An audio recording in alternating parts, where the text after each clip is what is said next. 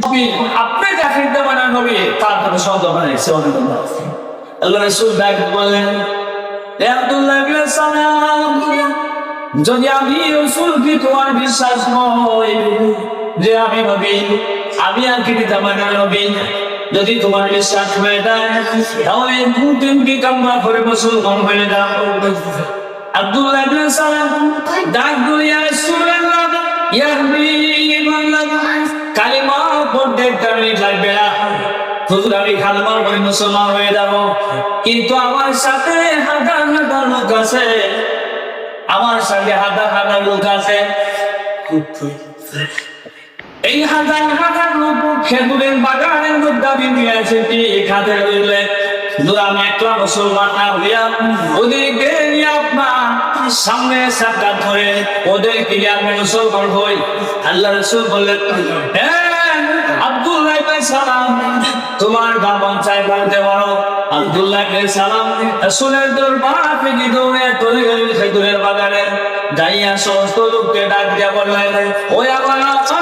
সহকর্মীরা আমি সারা দিব তাওরাত ইনজিলের ভাষণ গায়ে যেই নবীর প্রশংসা করে এসেছিলাম ওই রাসূলের দোয়া হয়েছে ওই বানসারির বাড়িতে চলে আসো রাসূলের চেহারা পর দেখো আর খাতা পরে মুসলমান হও সমস্ত লোকদেরকে লইয়া আল্লাহ রাসূলের দরবারের মধ্যে হাজিরা দিলেন হাজিরা দিয়া বললেন ইয়া রাসূলুল্লাহ ইয়া হাবিবাল্লাহ আমার সহকর্মীরা আছেন এদের কিনে এসেছি কিন্তু রাসূল আপনি দেখবেন নবী সত্য আপনি জামানার নবী তা সত্য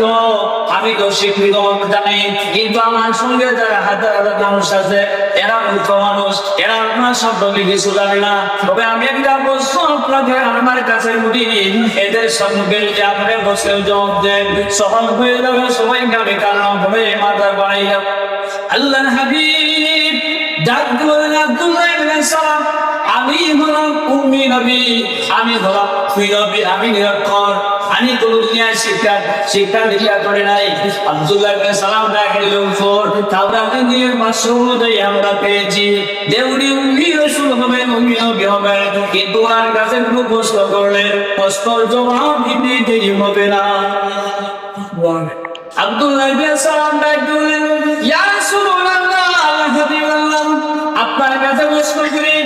জান্নাত বিধায়কে আল্লাহ কিয়ামতের ময়দানে দুনিয়ার সমস্ত জান্নাতীদেরকে আল্লাহ কি দিয়া